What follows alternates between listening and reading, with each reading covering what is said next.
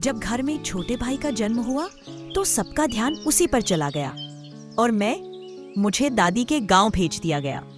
शुरू में मुझे बहुत गुस्सा आया था। मैंने क्या किया है जो मुझे यहाँ भेज दिया? ये सवाल मेरे मन में बार बार आता। पर दादी, उन्होंने कभी मुझे अकेला महसूस नहीं होने दिया।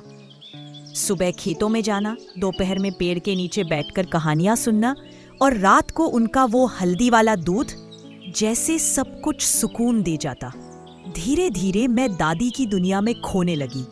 मैंने उनसे रोटियां बनाना सीखा, मिट्टी से दिए बनाना सीखा, यहाँ तक कि बारिश में भीगकर बीज बोना भी सीखा।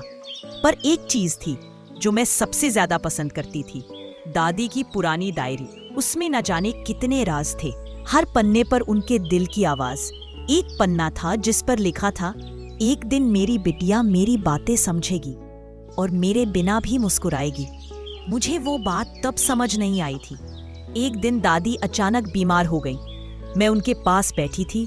उन्होंने मेरा हाथ थामा और कहा, बिटिया, जब तू बड़ी होगी तो तुझे समझ आएगा कि जो असली दौलत है वो रिश्ते होते हैं। फिर उनकी सांसें थम गईं। उस रात मैं अकेले उनके कमरे में सोई। आधी रात को लगा जैसे किसी ने मेरी पेशानी पर हाथ फेरा।